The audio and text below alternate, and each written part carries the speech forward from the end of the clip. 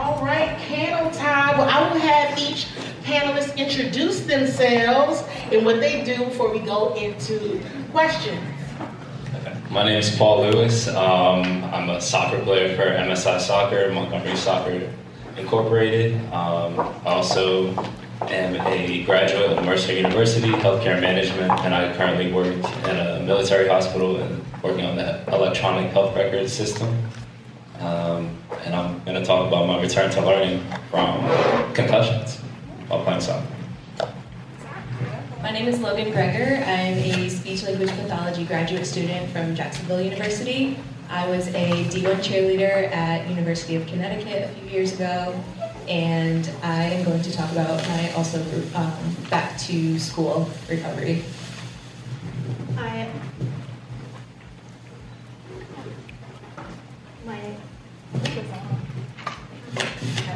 Technical difficulties here. My name is Tina Allis. I'm a speech-language pathologist who also had a couple of sports concussions during my high school career. As a softball player, I was a catcher. And I've been a speech-language pathologist for 30 years, and I also am going to talk to return to learning in secondary and higher education. So I will have you all just to start your stories. I mean, Paul, we'll start with you and overall return to learning, return back to school, work, the field. Very, very intrigued by you all's stories. So I'll turn it over to you. Yeah, so it started 2012 was my last concussion, leaving my undergrad, and I had to figure out how to make my way back into education, and I had to figure out a career that was like fitting my personality type. So physical therapy was my first try at it, and I worked in physical therapy for a long time, and I developed an interest in the business aspect of it. So I wanted to direct my learning towards that. As far as concussions go, having to make the accommodations for myself without having the knowledge of the specialists that were available to me, I kind of wanted to bring more awareness to that and understand that like speech-language pathologists, athletic trainers, and doctors can all work together with the teachers as well to have students have a successful outcome. Thank you so much for sharing. Yes. I have a very similar experience. I had a concussion, but it was taken not so seriously by my coach, by the neurologist, by and everybody, because they wanted me to keep playing on the court. So I kind of suffered in silence. I kind of didn't even realize my own symptoms until it was too late. So I think if I had a speech-language pathologist and that worked with me alongside my journey, I think it would have been a lot better for educationally and just mentally. Yes. So, is it on? Yeah. Okay. So I had, long before I got into sports, I had a sledding accident. For those of you that were here last year, you got to hear my speech, my story. I had a massive traumatic brain injury. For those of you that are learning the Glasgow Coma Scale, mine was like 10, which is a significant traumatic brain injury. And that happened at a time where there was no formal intervention. So I had to navigate the system of elementary school, high school, higher education, without formal interventions. So with that said, as I got into secondary education, I had a passion to become a speech-language pathologist. And so I applied to 6 schools, and I was granted entrance into all 6. I selected to go to upstate New York for my undergraduate work. I was successful. I graduated with a Bachelor's of Science, and then I was able to get out and get a teaching job in the school system, working through K through 12 at a special needs school for children with moderate to severe disabilities. I worked in that field for about 5 years, and then I had the fortunate experience of being able to go back to graduate school at the University of South Dakota, where I met Dr. Terry James Bellis, who then diagnosed me with an auditory processing disorder based on the years before of having multiple concussions and traumatic brain injury. And that affected most all areas of my learning as it relates to reading, comprehension, speed, and again, you know, with not having had any formal interventions after every concussion or brain injury, I had no idea that this was even a thing until I met her in graduate school. And she was able to help me fix it. And since then, I have pretty much no residual effects or discrepancies in my abilities to do whatever I feel like I want to do. Amazing. So can you all share, what were some of the symptoms that you had with your concussion? Sure. I had a very diminished attention span. That's something that I struggled with a lot. It impacted my social life, it impacted my academic life for sure. I wouldn't be able to have a conversation. I would kind of pause in between what I was saying, and somebody would have to redirect me and tell me what I was saying and kind of tell me where I was going with that. My vision was very impaired. It was very blurry, but I kind of was like, maybe I need glasses. Like, I didn't really piece those things together. Some other things, I stuttered every now and then trying to jut into conversations. Again, with the unawareness of what was going on, I just had no idea that all of these things were really happening. So I kind of wish somebody was there to just tell me something's wrong. I can agree with that. All of the symptoms definitely were the case.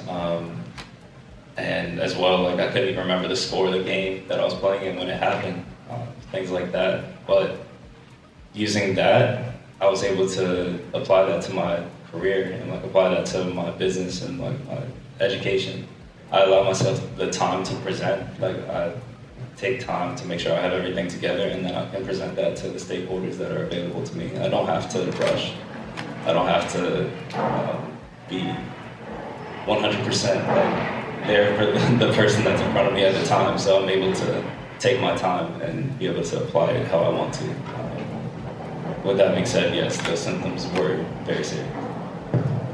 So, as my last concussion, I actually had a head strike with a softball at 90 miles an hour, which affected my vision tremendously. I had to wear sunglasses all the time. My attention was terrible. My comprehension was awful. My memory is really what took the biggest toll.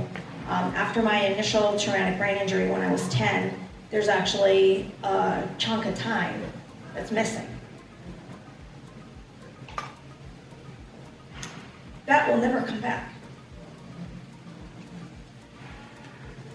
How do those close to you all? Now, we talk about the profession, but I'm interested in knowing your loved ones. You know, how are they? Were they able to sense anything was going on? And how have they been supportive in your work in this space? So my family was my support system. Between my family, my teachers, the educators that I did have, they were able to help me navigate the system, the educational system. Because I was so young when I had my initial brain injury, I was still developing a lot of skills. I feel like that probably had more impact as to where I am today, that I was able to just continue to learn. As I subsequently had 2 additional sports concussions, because of the training I had when I was younger, I kind of just reinstituted some of those accommodations and the compensatory strategies that I had learned earlier on.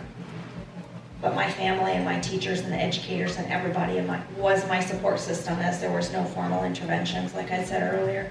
And they were fabulous. And yes, they knew that something was not right. I'm not sure if I said this, but I was 19 when that happened. So I was in my second year of college.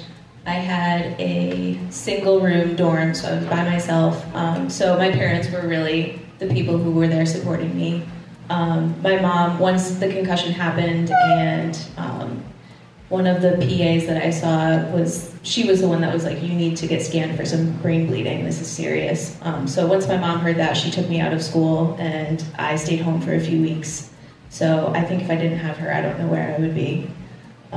But yeah, definitely my parents were really the only people who kind of took that seriousness into their own hands. And same here, yeah, my parents were definitely a great support system during that time. However, in college, it was a little bit different, where I kind of had to make some decisions for myself. But the parents were a great aspect, they were a great help, but the speech language pathology, sort of like, those things weren't available to me. Like a lot of trainers and people that would work in the system, they weren't available. Right now, we're going to go into our next panel, which is overhaul your student-athlete academic lifestyle after sports concussions. So I'm going to give it over to Candi to introduce our panelists. I get to talk. But yeah, I need to sit back and just listen and learn like I did in the last panel, because I learned so much. This has been so exciting. But I'm going to give our panelists an opportunity to introduce themselves and what it is you do in the area of brain health and safety.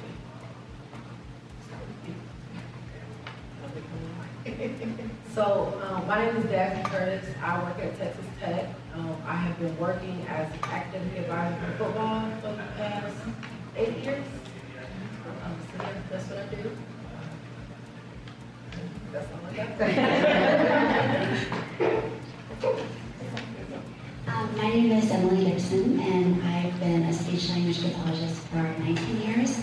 I actually work also here at UDC as a clinical instructor. So my clinical background is in brain injury, acute rehab, outpatient, and I'm a generalist in outpatient where I work primarily with post-concussion patients. And I'm a certified brain injury specialist. So as we are chatting up here, you all have been working together on your advocacy action plan.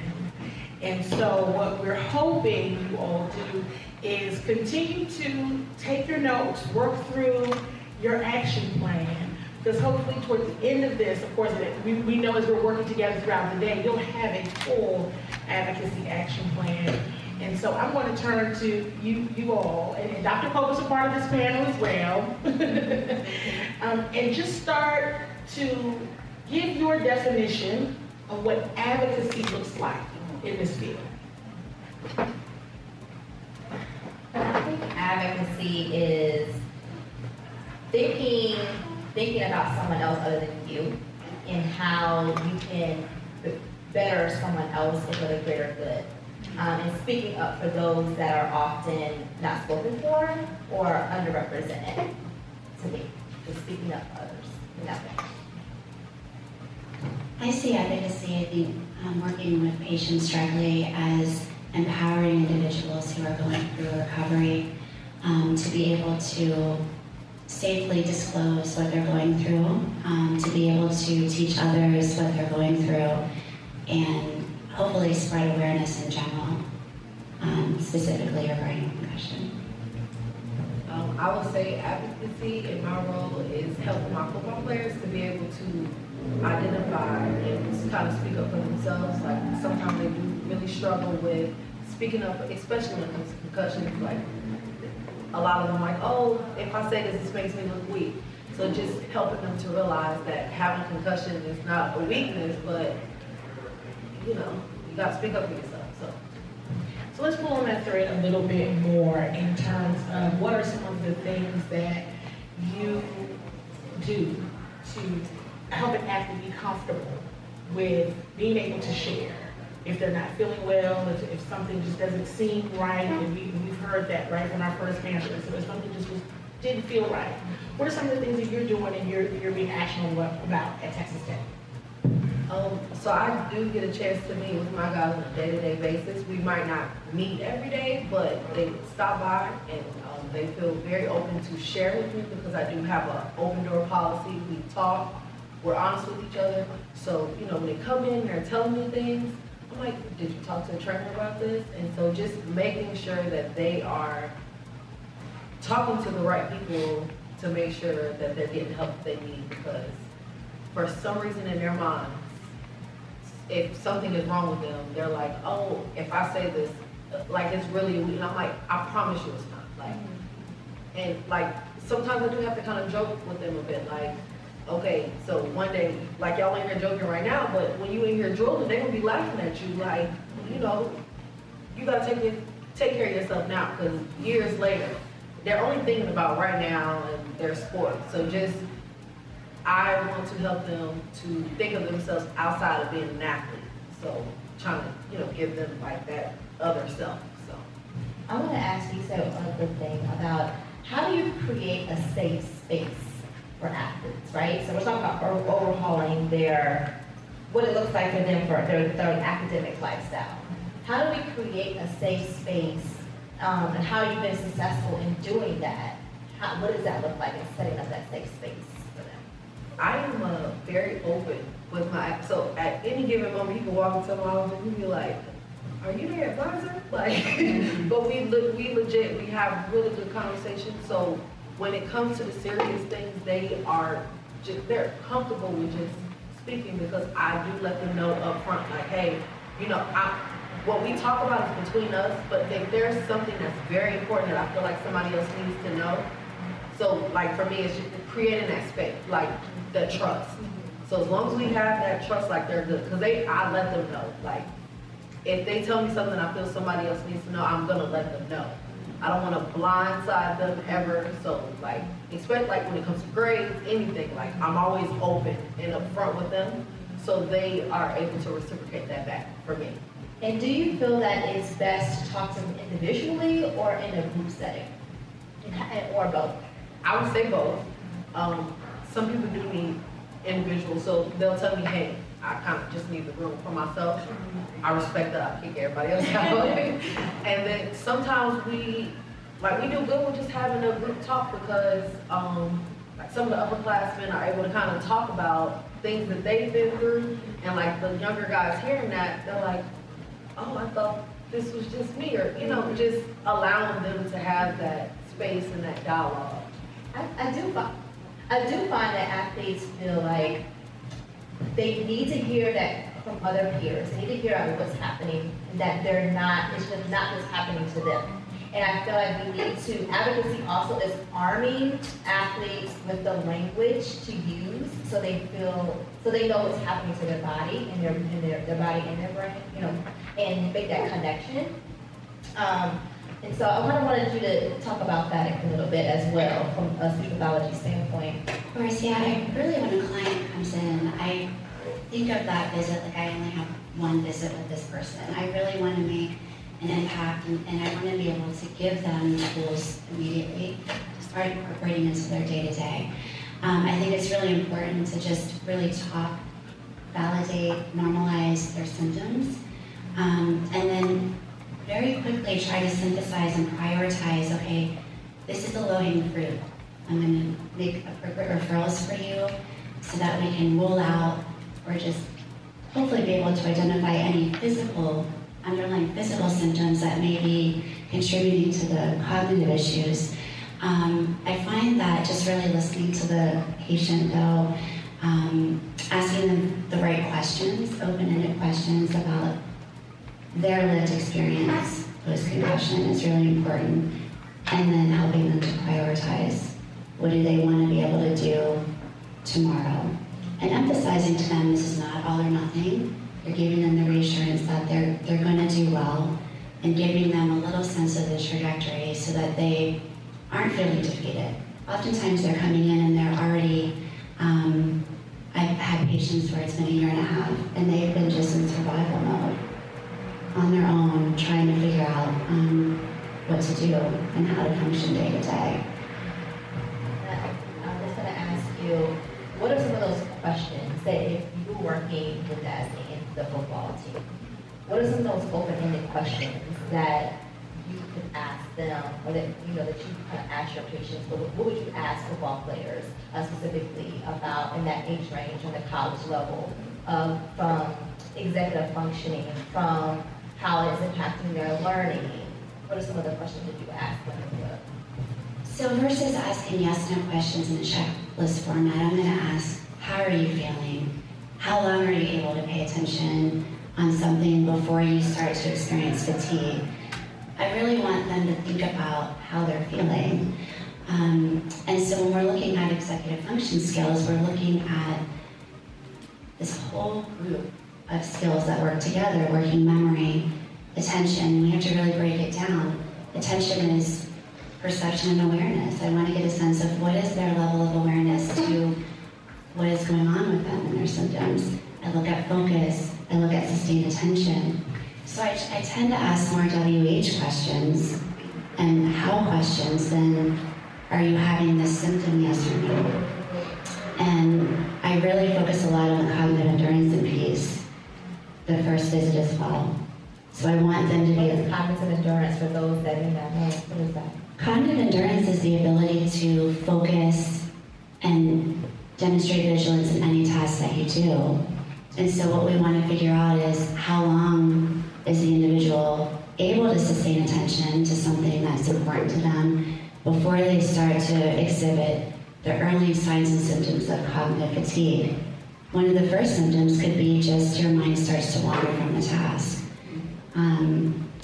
And so being able to kind of help them to figure out where they are in that process. So I actually ask them to do a lot of journaling in the beginning, usually like a week. So they rate themselves, how do they feel when they wake up? And then help them to first identify the symptoms altogether to make sure they're aware. Dasnii, do you think your football players would journal if you were to implement that in your safe space for them? Probably not. Yeah. And why? Why do you think they wouldn't? Because that's a recommendation. Yes. So why do you think they would not do that? Because it's something extra for them to do. Football players, what I've seen, their schedules are very jam-packed. Like, everything is scheduled for them. So, of course, we have all these apps to help them keep up with their day, but adding something like that, they would be like, no, that's too much. I already don't have free time. They don't have a lot of free time, but then again, they do. But So you see what I'm saying? Is that we have recommendations from our clinical side, right? And then we recommend, these are the strategies that you can use. But is it realistic? Right? So we can recommend all day, but what is realistic? Dasnii, tell them about the games that you play, what you play. Y'all have games that you already do. This is how you picked all that in. So when I was working at my last institution, one of the things that I did, because I wanted to help them think outside of the box. So I would have different problems, like going online, looking up problems that a lot of people can't really solve, like getting power, water, and electricity to house 1, 2, and 3 without crossing any lines. Like just different things like that. And so I was just trying to find ways to get them to think outside of, oh, this seems simple, but just, you have to explore different things. The reason why they did it is because they're happy I was offering a free meal. A home cooked meal. It was that incentive there. Like it has to be an incentive for them to actually want to participate. So if there's nothing they're gonna get out of it, then they most likely won't do it. But that allowed me to have so many people engaged. I didn't even have to see everyone, but they came just because let's see what problem she has up this week to see if they can solve it. But if free meal, get out of study hall for a day or whatever, they chose the free meal every time.